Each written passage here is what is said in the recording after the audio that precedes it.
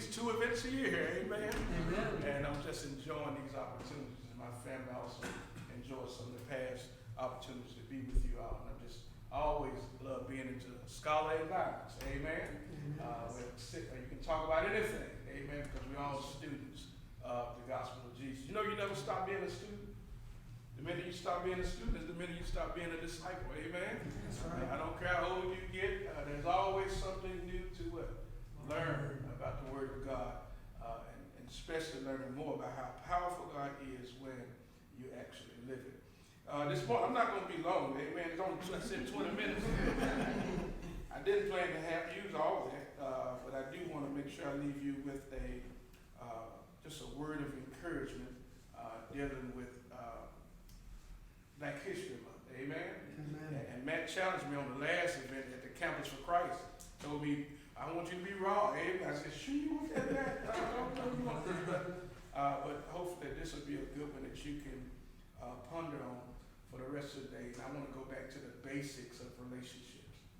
Just the basics. Sometimes we try to do the complicated before we do the basic thing that Christ called us to build better relationships. All right? I want y'all to look at 1 Samuel chapter 18. 1 Samuel chapter 18, if you have the Word of God with you. And I want to read just verse 1 through 5. If you have it, say amen. Amen. If you're just waiting on me to read it, you say amen too.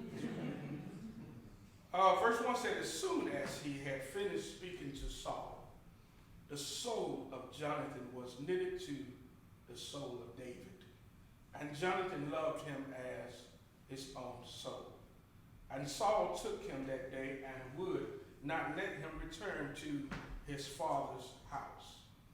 Then Jonathan made a covenant with David because he loved him as his what? Own soul. And Jonathan stripped himself of the robe that was on him and gave it to David, and his armor, and even his sword, and his bow, and his belt. David went out and was successful wherever Saul sent him, so that Saul set him over the men of war, and this was good in the sight of all the people, and also in the sight of Saul's servant. If I could give you a subject this morning, I'll talk about building covenant friendships. Building covenant friendships. Manifesting binding friendships in a world that's divided. Somebody say, well, how's this related to race relations? How is this related to the division that we now live in? Sometimes you have to go back to the basic principles of friendship and start all over again. Y'all get with me this morning?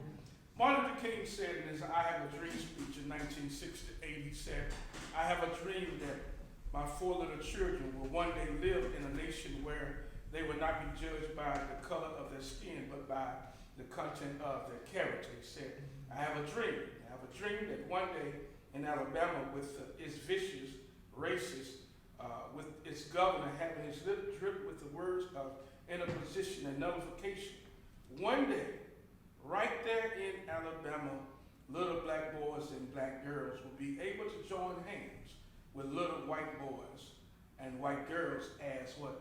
Sisters and brothers. I find it ironic that the civil rights movement started really with church and Christianity. Started with diverse groups of religious leaders, and there were blacks and whites coming together to walk hand in hand against injustice. Any civil rights movement, any great movement never was done by one race alone. This country always moved at its best when we join hand in true, legitimate friendships. Amen? When people come together and love each other all the way into their soul. And we're going to talk about Jonathan and David this morning because in this text right here in 1 Samuel 18, we can remember in chapter 17, David just did something that was outside of his training. Not technically outside, God trained him for it, but he wasn't a warrior. He just killed Goliath. Y'all remember that story? Took those stones, amen, and his sling, and he just killed Goliath, the giant, while the whole army that was trained to fight set back. David was a shepherd boy, but he had some practice. He killed a lion and a bear at one time, so God was training him a long time ago. But however, while the whole army was sitting back scared of Goliath, David, through his faith, had courage to stand up against a giant that a whole army wouldn't stand up to. David could no longer let this giant defy God and God's people. So what happened in the previous chapter, you see it ended with David actually being in the presence of Saul, who is king. Something happened there.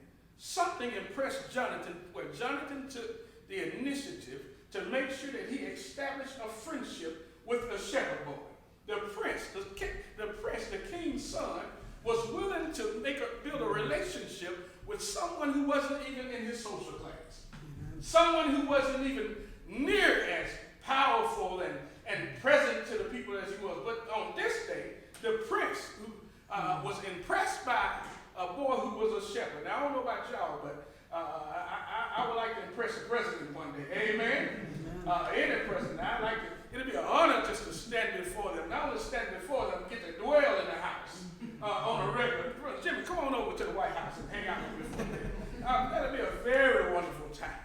But friendships and division can be broken by establishing real, sincere friendships. Let me just give you 3 quick points, and I'm going to sit down. Let's look at verse 1 and 2, 1 Samuel 18. I want to talk about being tied to the soul, which basically means sharing and loving who you are, or who we are. It says, as soon as he had finished speaking to Saul, the soul of Jonathan was what? Knitted to the soul of David. And Jonathan loved him as his what? Own soul. And Saul took him that day and would not let him what? Return to his father's house. What do it mean to be knitted to the soul? My mother, she was a little old school. She had a sewing machine.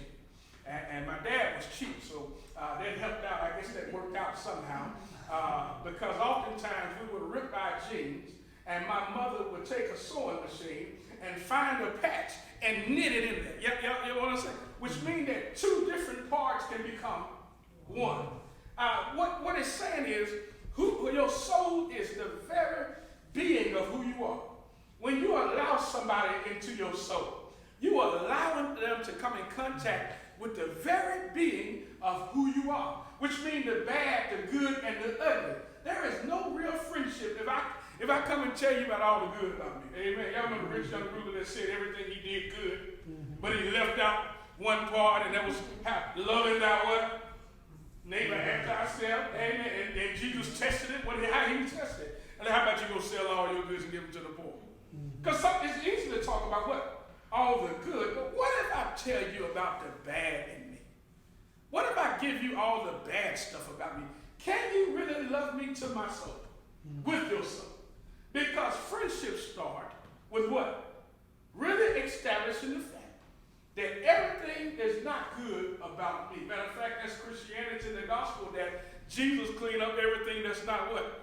Good about us. And he allowed us to dwell in what we call the church, the called out, the ecclesia. And when we come together, the only way to truly come together in friendship is that we allow each other to dwell and celebrate the redemption that Jesus washed away everything that's bad about us.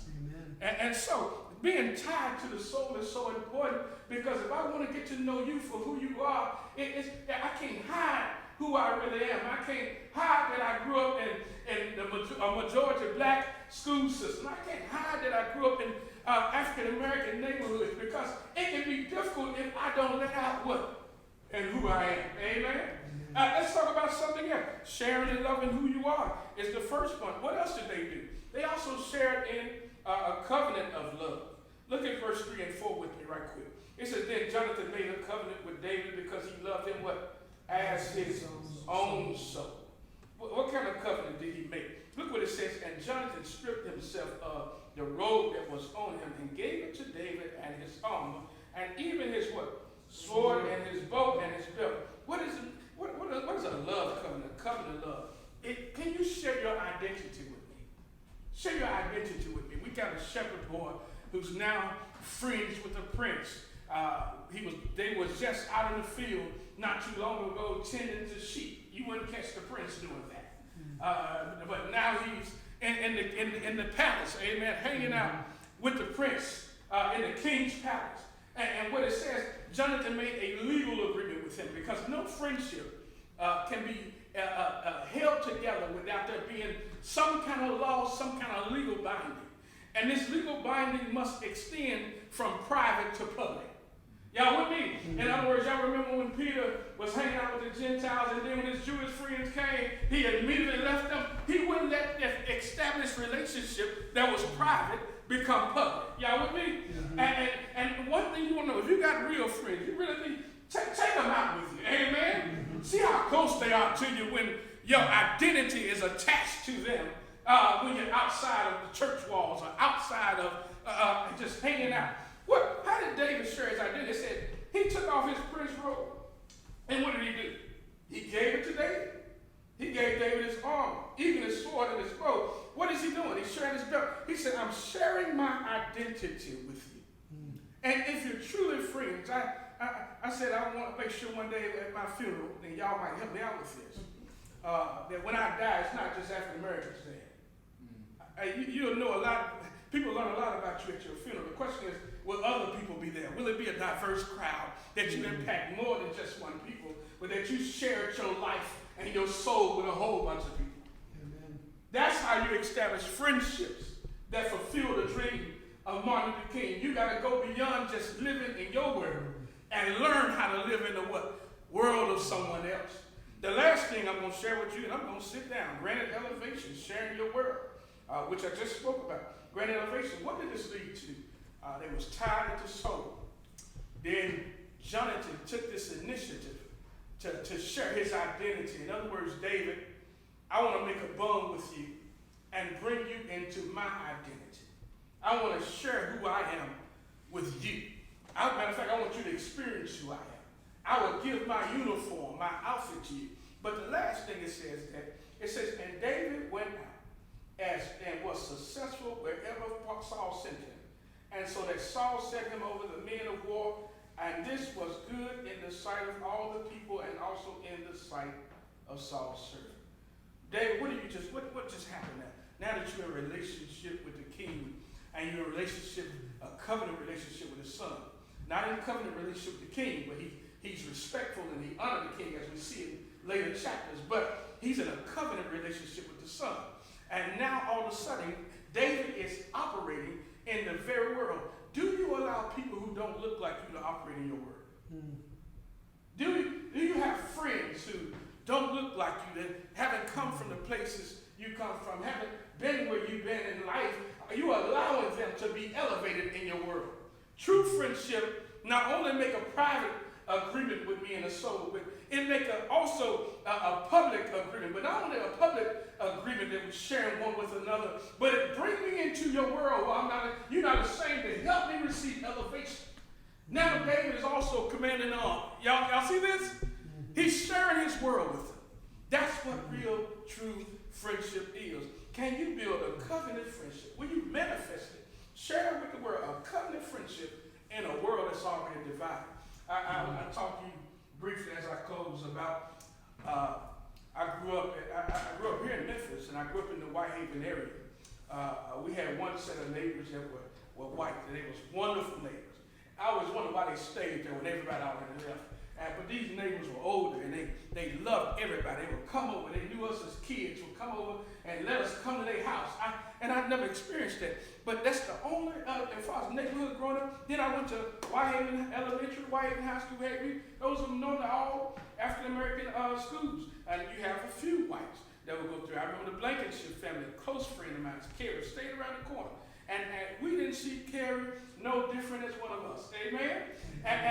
But then my first true experience of really being around people that didn't look like me is when I started working for Kroger.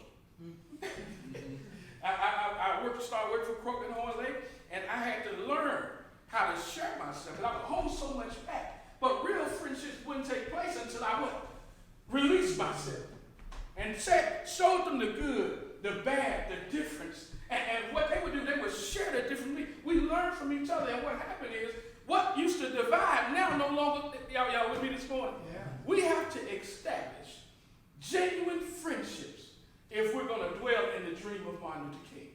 It can't be just Sunday morning. Most of the time we're trying to make our churches diverse. Oh, let's bring in different people. Now, will you take those different people outside of the church and walk together among others?